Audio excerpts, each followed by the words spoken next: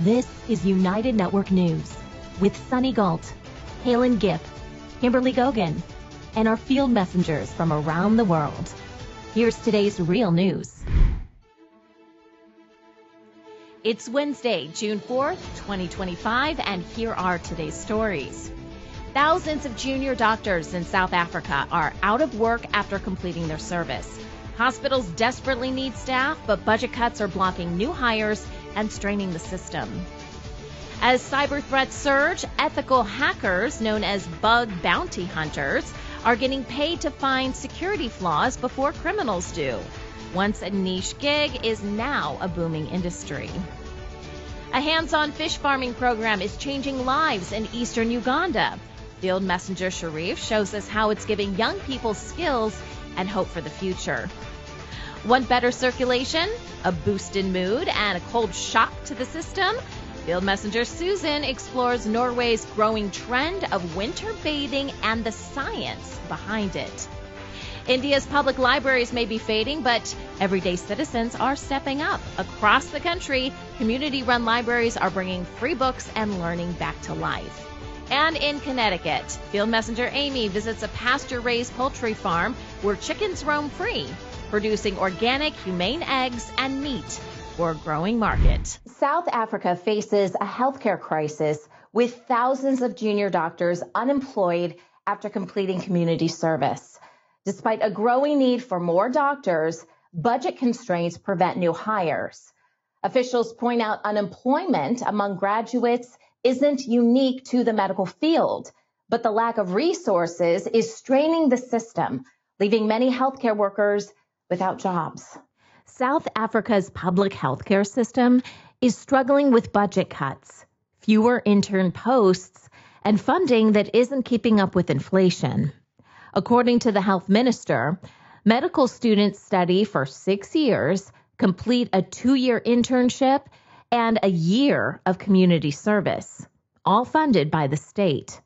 The country now produces 3,600 doctors annually, a significant increase from 1,200 in 2011, thanks to efforts to boost medical training, including sending students to train in Cuba.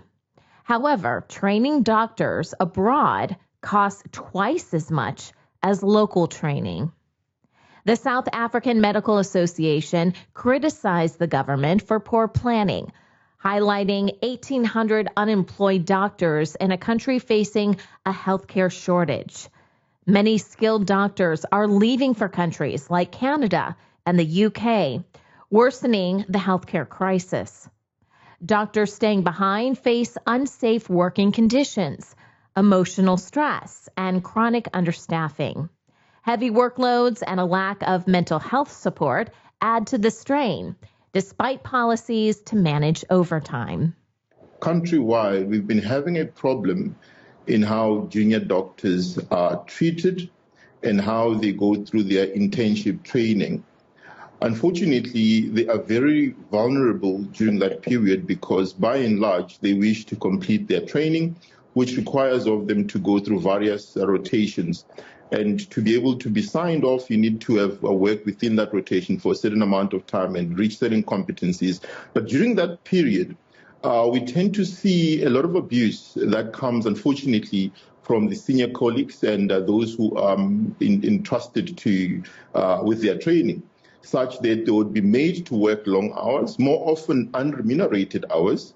They'll be made, in fact, to feel less of doctors in such an extent that they go through processes of intimidation and victimization, to the extent that, by and large, many interns actually end up having issues of mental health because of the sheer complexity of the space that they work in. And unfortunately, it is true that there are some instances where interns feel compelled to go to work even though they're not well in terms of health, because they are told in some instances that we're going to make sure that you don't complete your rotation and that you repeat this block. So these interns tend to subject themselves to conditions that are actually not favorable for their own health.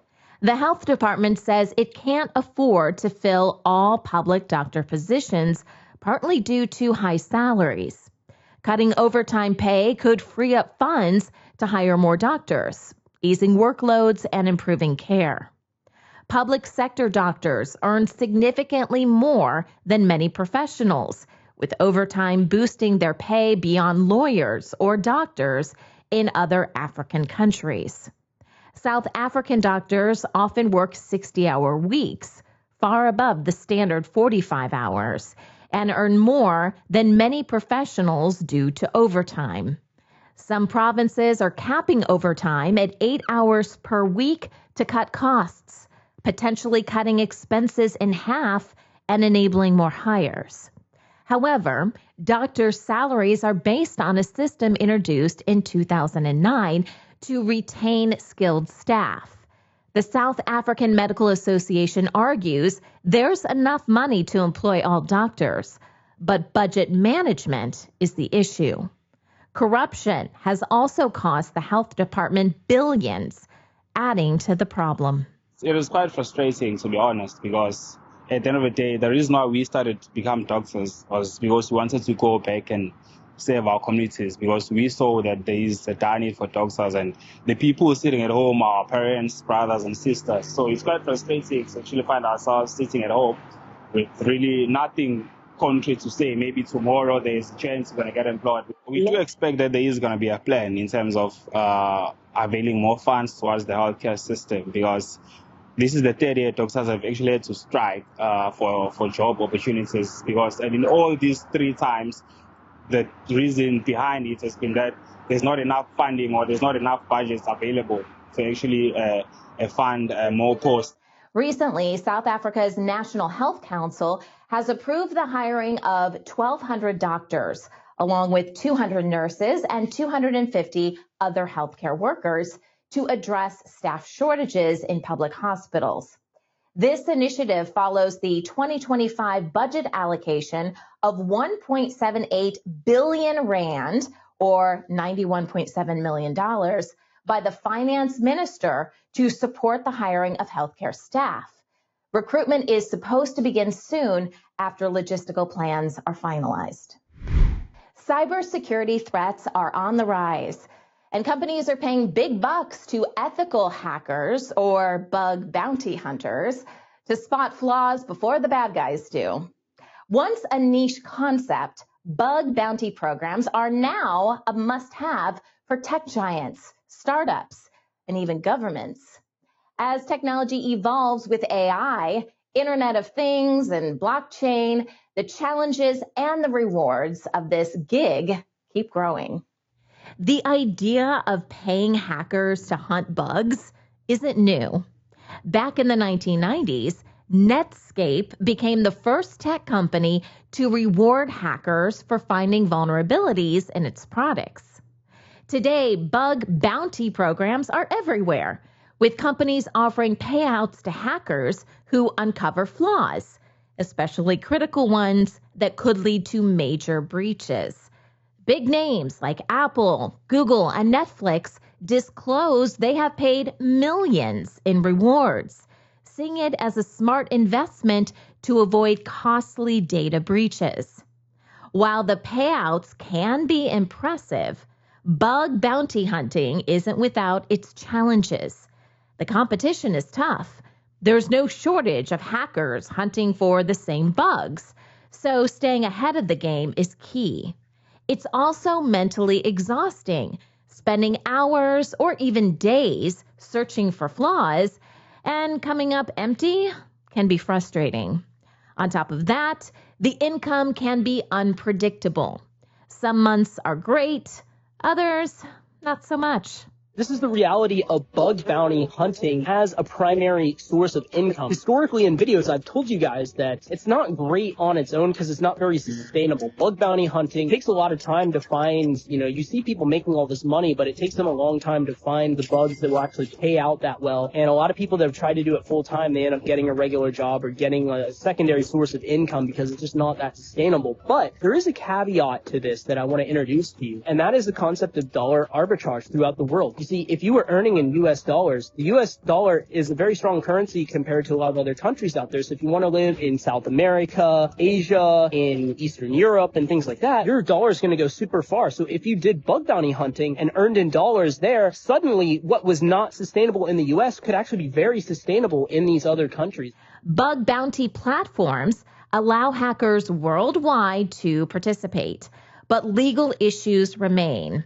Some countries lack clear laws on ethical hacking, making participation risky. As global involvement grows, clearer rules and international cooperation are needed. Ethical hackers should always follow local laws. If you're thinking about becoming a bug bounty hunter, here are some tips from the Data Group technology company to get you started. First, learn the basics of cybersecurity. You need to understand how apps, networks, and security systems work.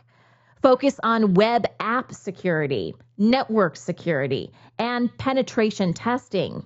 Next, check out bug bounty platforms like HackerOne, BugCrowd, or Synac. These make it simple to find programs, follow guidelines, and earn payouts. Forget what you have been told by the education industry about needing certifications. I have found vulnerabilities in major companies like Facebook, Amazon, Apple, and TikTok without a single certification, and you can do it too for free. Most of what you need is already out there on the internet for free. I know that because that is exactly how I started. And even today, I don't have any certificates. And if you're looking for proof, I am constantly finding bugs in major companies, and I'm watching complete beginners in our Discord community land vulnerabilities worth thousands on companies like Netflix and Epic Games. Want to keep it real? You definitely don't need to spend a ton of money when you're just starting out, or even any money at all. What you actually need are 3 things. First, consistency, showing up daily to practice and learn. Second is curiosity, constantly asking what happens if I try this. And third, commitment, pushing through when things get tough. AI is also shaking things up in the bug bounty space. It's a game changer for hackers, helping with tasks like scanning, spotting vulnerabilities, and even creating exploits. But instead of replacing human hunters, AI acts as a powerful assistant, boosting speed and accuracy. That said, AI is also making defenders smarter, which means the bar for finding critical bugs is higher than ever. Hackers who embrace AI as part of their toolkit will have a serious advantage. And so coming back to like earlier where say a new JavaScript framework comes out or say a new programming language comes out and a major company starts using it, I really don't believe that a large language model is going to be able to identify novel vulnerabilities in a new framework or a new programming language that it has not been trained on before. And that's where I end up sort of planting that like prediction of the future where I don't think we're going to get there with the way that this technology currently works and the way that this technology is currently being trained, which it feels very brute force in the methods that it's all sort of taking place with. Is there a potential that gadgets will be found to allow it to, make these sort of intuitive leaps? Possibly, right? Like there's always the potential for that. But I feel as though right now, with the way the technology is designed and intended to work, that's just not going to happen. Bug bounty programs are growing fast, offering great opportunities for ethical hackers and companies to boost security. Success in this field takes more than tech skills. It's about learning, adapting, and staying ethical. In eastern Uganda, a fishing program is transforming young lives by teaching valuable trade skills and basic business practices. UNN Field Messenger Sharif Abdallah explains both the challenges and the benefits of fish farming in the region. Good evening, listeners. My name is Sharif Abdallah Kama, United Network news reporter from Eastern Uganda, here to share with you about fish farming as one of the projects that most of the youth are getting involved in.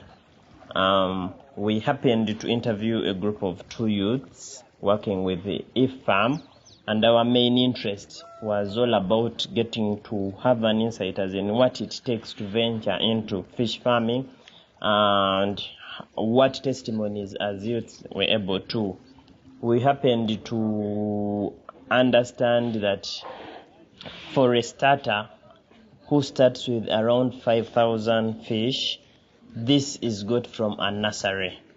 And the 5,000 fish is fed 3 times on a daily basis, 30 kilograms on a daily basis. And this fish requires to be fed for a full year. They told us that these fish, they organize cages, they are kept into cages, and on a daily basis they are done, monitored, and at the end of 1 year, averagely, each fish can cost about 10,000 Uganda shillings. And so, interestingly, the very youths that were able to share with us made it clear that they started from nothing, as in they had no capital, but currently, after a period of 6 years in which they had ventured into this type of business, they told us that they now own cages, something very interesting, and they called on youths out there that have not yet got anything to do. They welcomed them to come and join them to also participate into fish farming as a productive activity. Thank you, viewers, for listening. Hey, I'm Kirsten from Switzerland. This is Wayne from Tucson.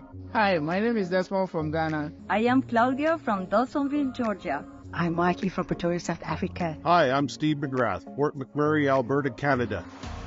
People from all around the world are coming together.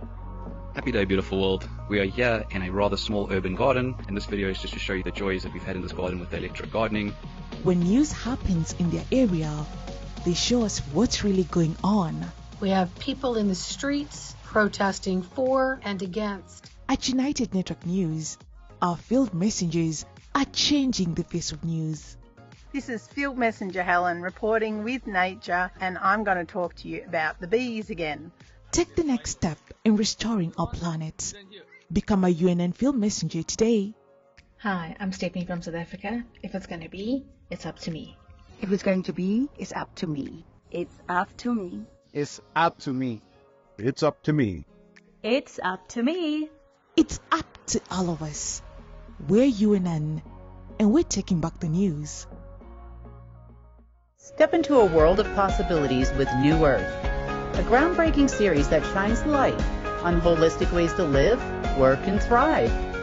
Join us weekly to discover new innovative ideas and explore the world around us as we, together, create our future, our New Earth. In Norway, winter bathing is embraced for its health benefits. UNN Field Messenger Susan shows us this practice and explains how it can boost immunity, improve circulation, and lift your mood. Hello, I'm Susan and I'm from Sweden, but right now I'm in Norway. Winter swimming has become very popular. Here in Oslo there are many saunas in the city open to the public by the fjord. It might look like a sunny day, but the water is only 5 degrees Celsius or 40 degrees Fahrenheit, so it's cold. So where are you from? I'm from Dublin in Ireland. And what do you enjoy about swimming? It clears your mind, good for a hangover, makes you feel super fresh. And how cold would you say it is? Cold, but each time you can go for longer. Okay.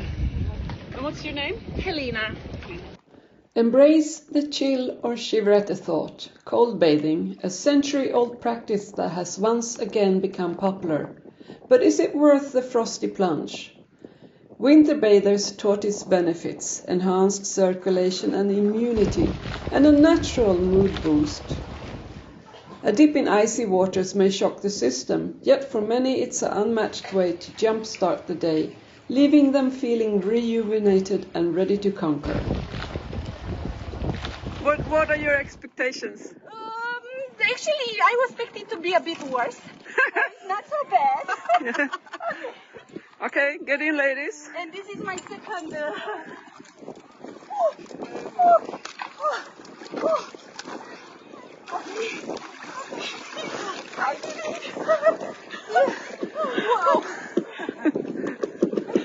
The cold water can prompt blood vessels to contract, impeding blood flow. This poses risks, especially for those with cardiovascular issues or high blood pressure. Diabetics should also approach ice baths with caution. Therefore, it's wise to ease into this practice gradually. So, if you're considering this chilly habit, take it slow and listen to your body's cues.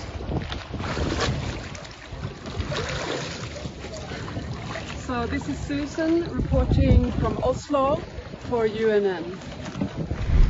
Imagine a space where anyone can step in and explore a world of books. No fees, no barriers, just curiosity and learning. That's the promise of public libraries, but across much of India, that promise is fading.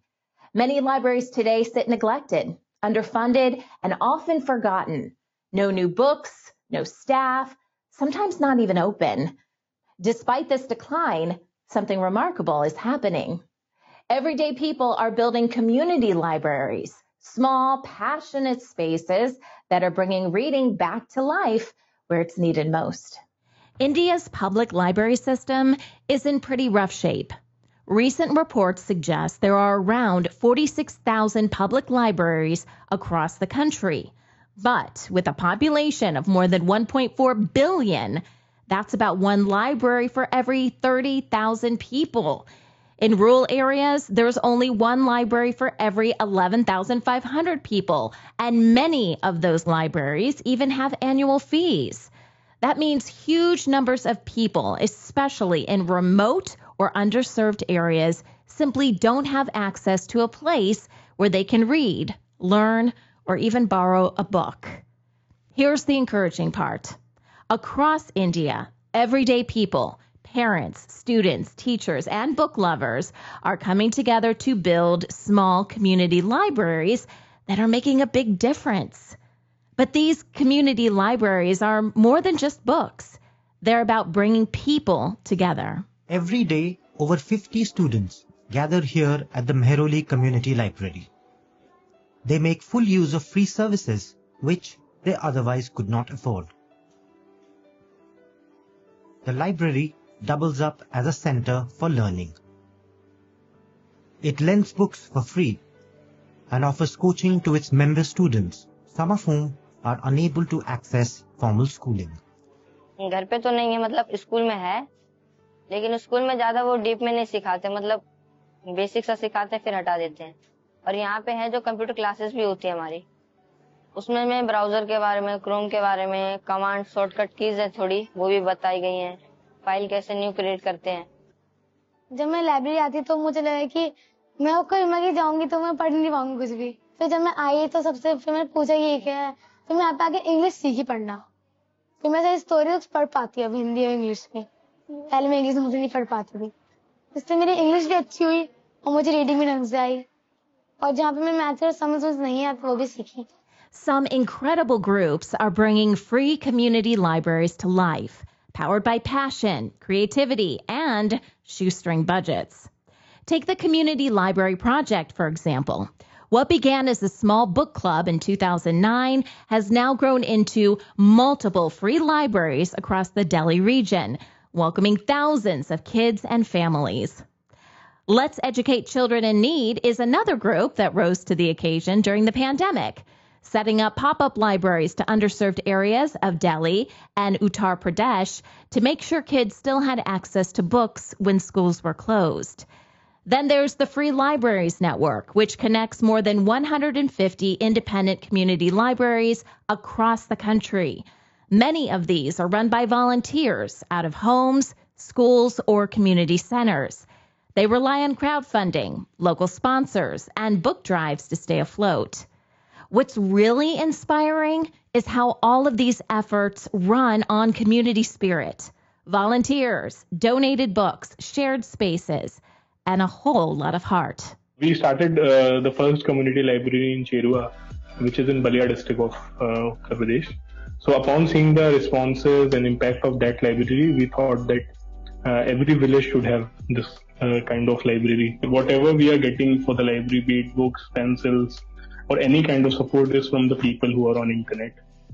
So इस वजह से in order to gain their trust, एक sense of transparency develop करना, हम छोटी से छोटी update को लेके बड़ी से बड़ी अपडेट हम सोशल मीडिया के माध्यम से बताते हैं. जो abandoned buildings हैं गवर्नमेंट की, तो हम उन बिल्डिंग्स को एक्वायर कर रहे हैं, गवर्नमेंट के साथ टाई अप कर रहे हैं और उनको रेनोवेट करा रहे हैं, जिसमें बहुत खर्चा नहीं आता है. इसके अलावा बुक्स का हम लोगों ने क्या किया कि अमेजोन की विश लिस्ट बना रखी है. बहुत सारे पब्लिशर्स हैं, उनके साथ उन पब्लिशर्स का एक टाई अप है, तो 30% 40% डिस्काउंट्स पे हमें बुक्स मिल रही है. तो फंड्स तो बेसिकली सब लगभग क्राउड फंडिंग है. India's small community libraries are doing more than just handing out books. They're creating safe, welcoming spaces where people can learn, connect, and grow. These libraries often host reading sessions, workshops, and group discussions that bring people together and spark conversations. In many areas, they're the only place where books are free and accessible to everyone, regardless of age, income, or background. And perhaps most importantly, they're rebuilding a love for reading and learning. One book, one reader, and one small space at a time. At a farm in Bridgewater, Connecticut, UNN Field Messenger Amy explores how chickens raised with access to fresh pastures produce organic, cage-free eggs and meat. Hi, this is Amy reporting from a farm in Bridgewater, Connecticut. Chickens can provide food both by the production of eggs and by the chicken itself. Today we are going to see a farm that provides both eggs and chickens to its customers. This is the house that holds the hens that are the egg layers. There is ample space for them to move around, and the fence is electrified to keep them safe. The eggs are collected every day. It is too cold in the winter for the farmer to care for the chickens that will be harvested. They actually receive days-old chicks that come packaged in an egg crate through the mail. When it is too cold, the chicks do not survive this transportation. So these are the little chicks that are being kept warm by the heat lamp. And if it was warmer outside, they would be outside. They are fed organic feed, and one problem with chicken feed is that it attracts rats. So the farmer keeps a barn cat to deal with the rats. The chicks will add about a pound a week. As they grow, they are kept outside where the fence is moved every day so the chickens can have a new pasture to graze. This fence is also electrified to protect the chickens from predators. After 6 weeks, the chickens are harvested and sold as organic, cage-free, and pasture-raised. Thanks for watching. Bye! At UNN, you are the news. Get involved by joining our weekly Field Messenger meetings. Visit unitednetwork.earth to learn more. Remember, if it's going to be, it's up to me.